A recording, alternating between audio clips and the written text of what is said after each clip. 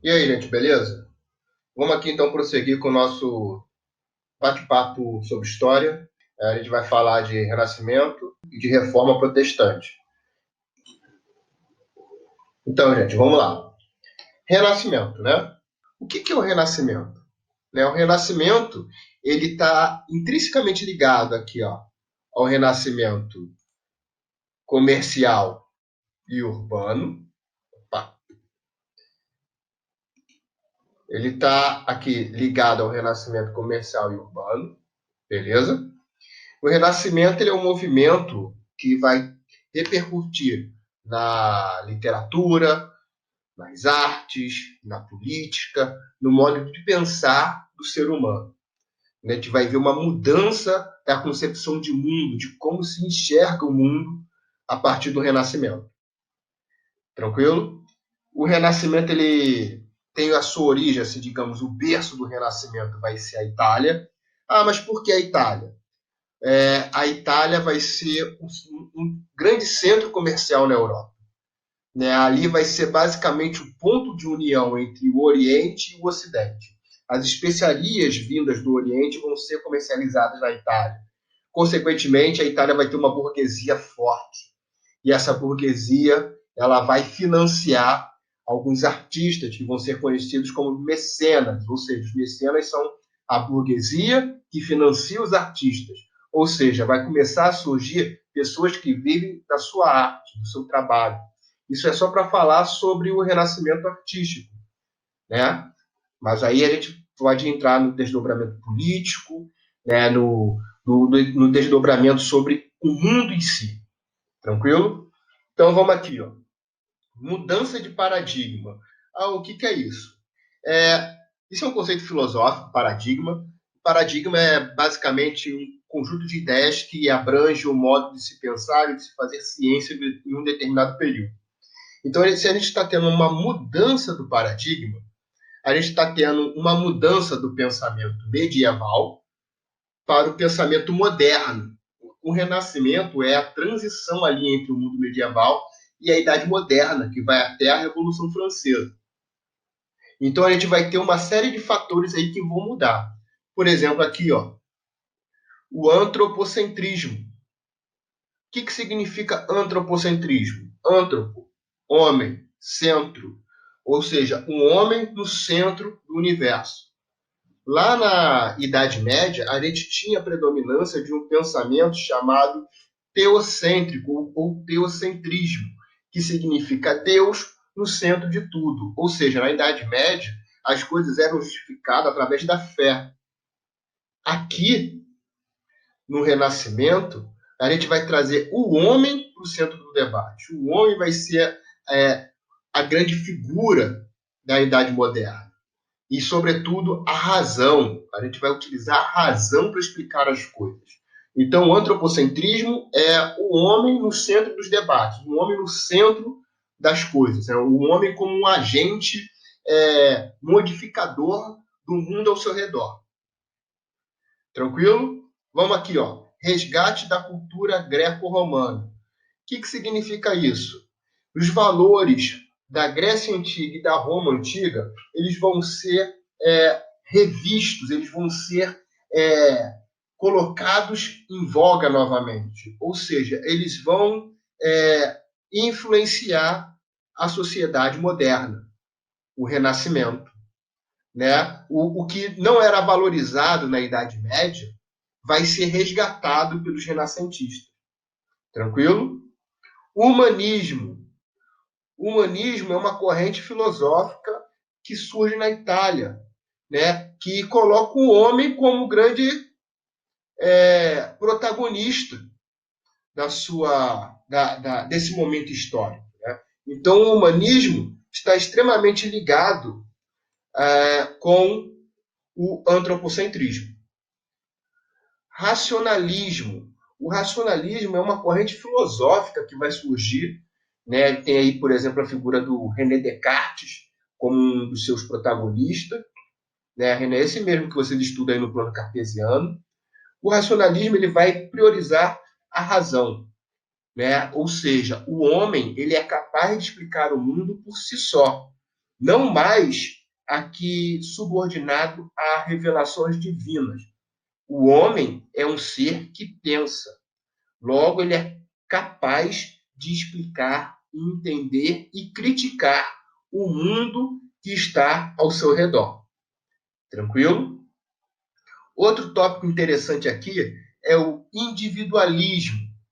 Isso aqui tem muito a ver com a política burguesa.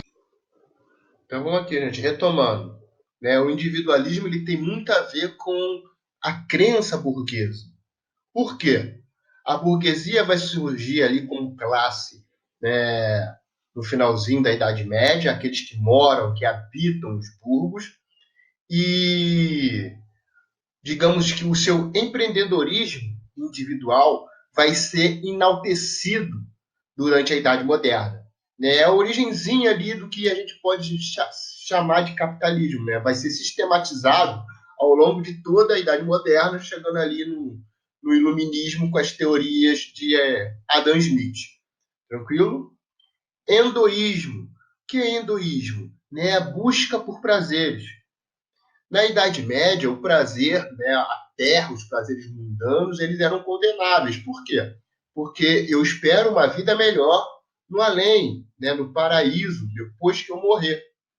Aqui, no Renascimento, a terra ela deixa de ser um lugar de transição e passa a ser um lugar que eu vivo, que eu pertenço. E daí eu preciso ter uma boa vida nesse mundo que eu existo. Daí o resgate do endoísmo, que também é um valor greco-romano, né, na Grécia Antiga. Tranquilo? A Itália é o berço do Renascimento.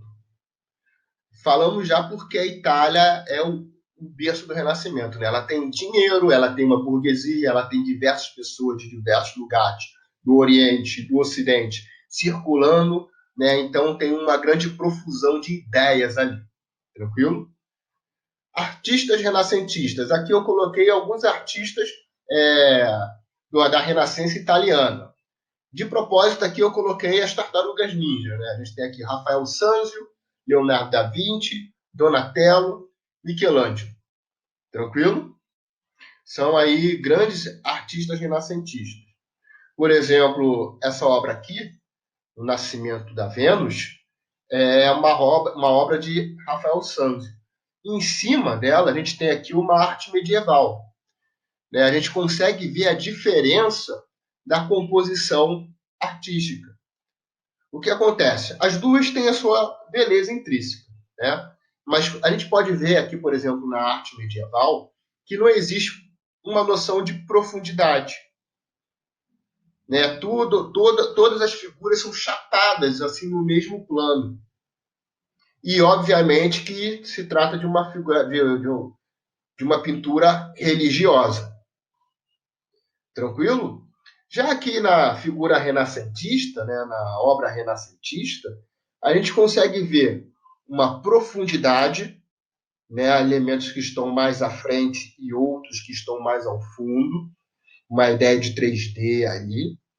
A gente tem aqui no centro a Vênus, deusa da beleza romana. No caso, se a gente fosse transferir para a Grécia, seria chamado de Afrodite, deusa da beleza grega, beleza? Então a gente tem o que aqui? A volta de valores da Grécia e de Roma Antiga. Mas aqui ao lado, por exemplo, a gente tem anjos. Esses anjos estão soprando vida em Vênus. Anjos são pertencentes à cultura cristã. Então aqui a gente tem uma mistura, né, de valores, de símbolos do cristianismo e de símbolos da Grécia e Roma antiga, da mitologia grega e romana. Tranquilo? Vamos seguir aqui, ó. Na literatura renascentista, a gente tem uma série de destaques aí. Por exemplo, aqui, ó, Dante de Alighieri, que escreve a Divina Comédia. Aí aqui na Inglaterra a gente vai ter William Shakespeare, que vai escrever, por exemplo, Romeu e Julieta. Aí a gente tem Miguel de Cervantes, que vai escrever Dom Quixote. Aí a gente tem Maquiavel, que é considerado o pai da ciência política, ele vai escrever, por exemplo, a sua obra mais famosa é O Príncipe, que nós vamos falar dela mais à frente, beleza? Então, a gente tem aqui, entre aqui o antropocentrismo, resgate da cultura greco-romana, humanismo, racionalismo, individualismo, hinduísmo, como os pontos chaves principais aí do Renascimento. Tranquilo? Vamos lá. Na Revolução Científica. No Renascimento rola a chamada Revolução Científica. O que é isso? Lembra que eu falei aqui que eles eram racionalistas? Então, o racionalismo ele vai implicar em uma corrente filosófica também chamada de empirista. O que significa isso? Os empiristas eles acreditavam que todo conhecimento ele só é possível através de experiências. E essas experiências devem comprovar aquilo que eu afirmo. Todo conhecimento só é produzido através de experiência. Tranquilo? E com isso eu preciso criar objetos que consigam comprovar a minha experiência. Então vai ter um grande avanço tecnológico. Vão ser criadas lunetas, barômetros, termômetros. Então uma série de coisas vão ser criadas, né, durante esse processo. E uma coisa muito interessante é a teoria desse cara aqui, Nicolau Copérnico. Copérnico ele vai ser responsável por um grande abalo na ciência, e esse abalo vai ser estudado e ratificado por Galileu Galilei. Vamos lá. Na Grécia Antiga, ali pegando o pensamento de Aristóteles, e na Idade Média, o centro do universo era a Terra. Era uma visão chamada de geocêntrica, onde a Terra está no centro e os planetas, astros e estrelas, enfim, fazem a volta em torno da Terra. Tranquilo? Tá aqui, geocentrismo.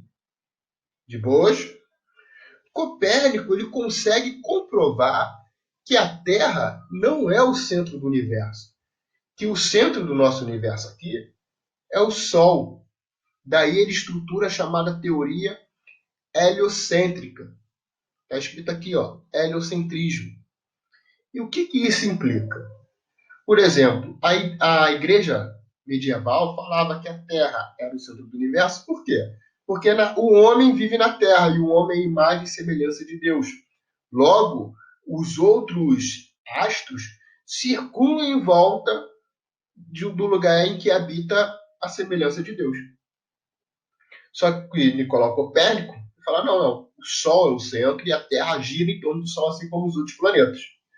Galileu Galilei ele também vai justificar essa teoria de Copérnico. A diferença é que Galileu ele vai ser obrigado a negar as suas descobertas por conta da chamada Inquisição, que nós vamos falar mais à frente aqui, na chamada Contra-Reforma.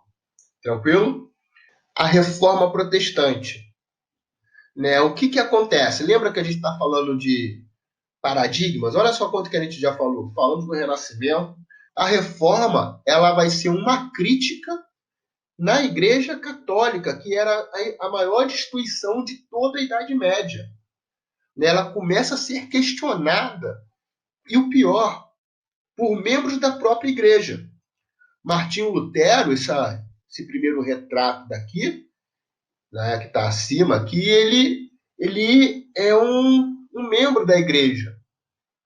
E ele vai tecer críticas, ele vai ser o principal reformador. Tranquilo? Mas o que levou a Lutero a fazer essas críticas? Vamos lá aqui. Reforma Protestante.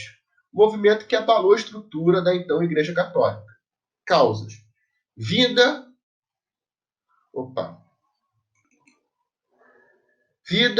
e moral do clero. O que isso significa? O clero falava uma coisa e pregava outra totalmente diferente. Na verdade, ele falava uma coisa e fazia outra completamente diferente.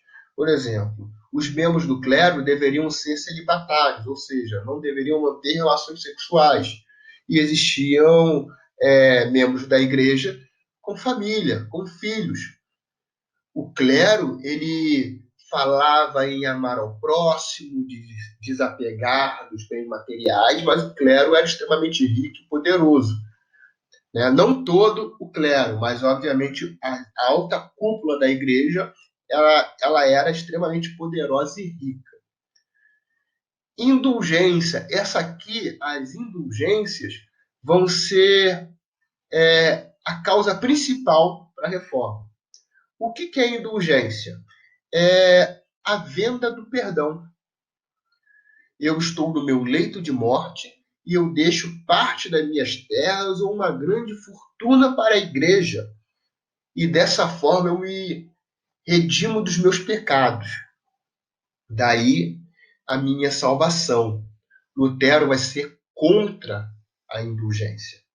Tranquilo? Essa vai ser uma das... Na verdade, essa é a principal causa para a reforma protestante, para a ruptura de Lutero com a Igreja Católica.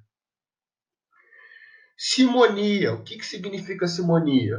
É a prestação de favores religiosos. Por exemplo, eu quero uma bênção. Aí eu pago para receber essa bênção. Simonia também pode ser colocada aí na venda de relíquias religiosas. O que significa isso?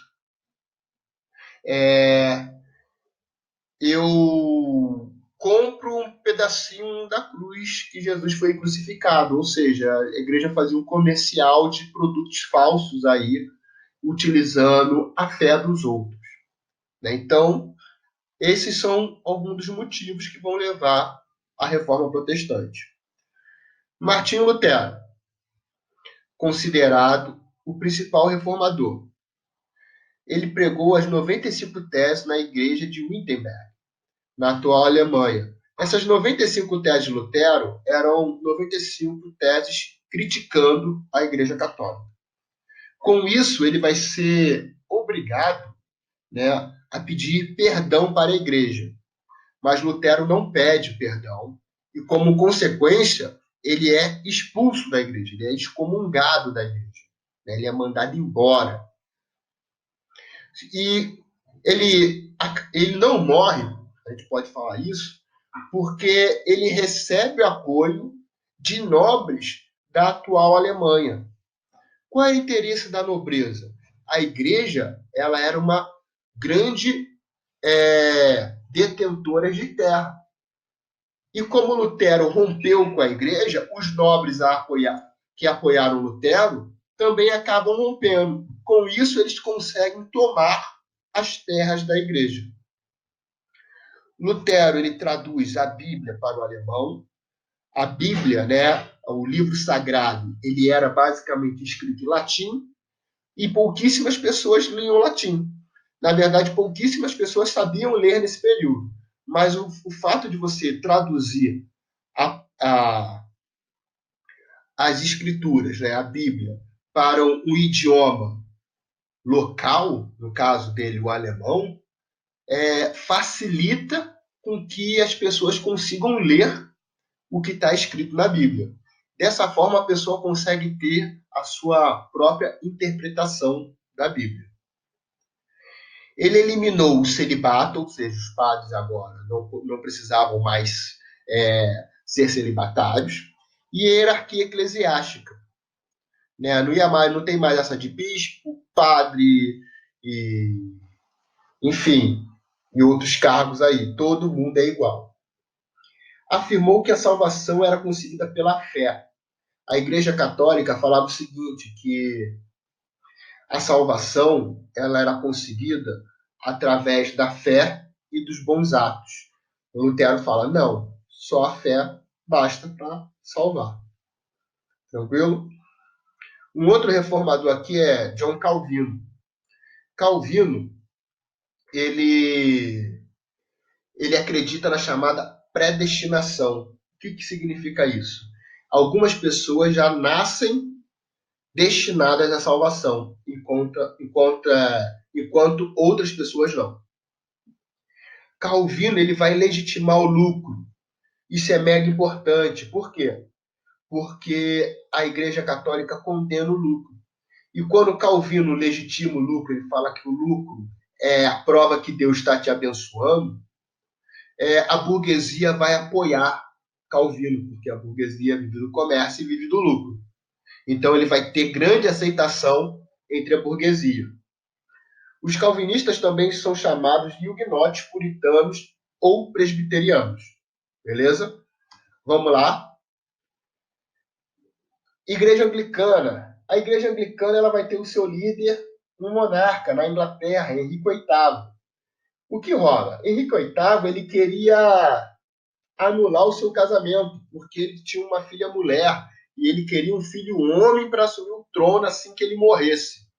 E ele tinha esse filho homem com a sua amante. Então ele queria anular o casamento com a sua esposa e casar com a sua amante para que seu filho assumisse o trono quando ele morresse. Porém, a Igreja Católica nega essa anulação. Resultado, Henrique VIII rompe com a Igreja Católica, funda a Igreja Anglicana, se torna protetor da Igreja e toma as terras que pertenciam à Igreja Católica. Tranquilo? Com isso, a gente fecha o ciclo da reforma. Mas a Igreja Católica, ela não vai ficar só vendo as coisas acontecerem. Ela vai tentar tomar uma série de atitudes para conter o avanço do protestantismo. Daí a gente pode falar aqui da Contra-Reforma. Movimento da Igreja Católica para conter o avanço do protestantismo, para embarrear, frear os protestantes, porque a igreja está perdendo um monte de fiel. Tem uma reunião chamada Concílio de Trento, onde deveria ocorrer a modernização da Igreja Católica. Mas o concílio, na verdade, ele só reafirmou os dogmas da Igreja Católica, né? E as únicas providências que foram tomadas foram basicamente essas aqui, ó. Catequização dos habitantes das terras descobertas, das colônias. Por quê? Se a Igreja Católica está perdendo perdendo um grande número de fiéis na Europa, ela precisa de novos fiéis. Então, os habitantes dos continentes americanos, por exemplo, depois asiáticos, enfim, vão ser catequizados, vão se tornar novos fiéis.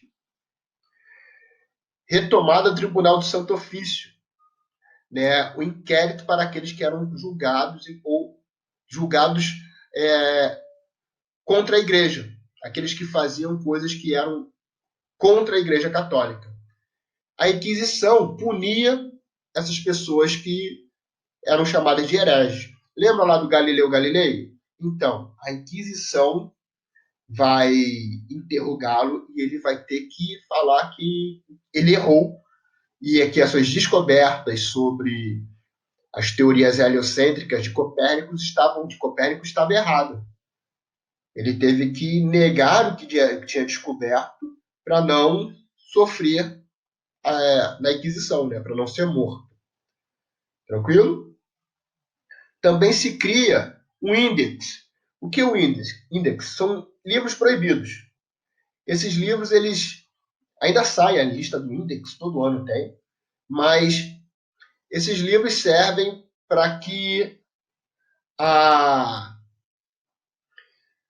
os católicos não lessem coisas que fossem contra a Igreja Católica. Beleza? O Concílio de Trento também falou da questão que o Papa nunca erra, reafirmou o celibato, né? Ele não modernizou a Igreja como deveria ocorrer. Tranquilo? Com isso, a gente termina a chamada Contra-Reforma. Aqui do ladinho tem aqui ideias do catolicismo, ideias dos protestantes. Beleza? Tchau, tchau, gente. Até a próxima.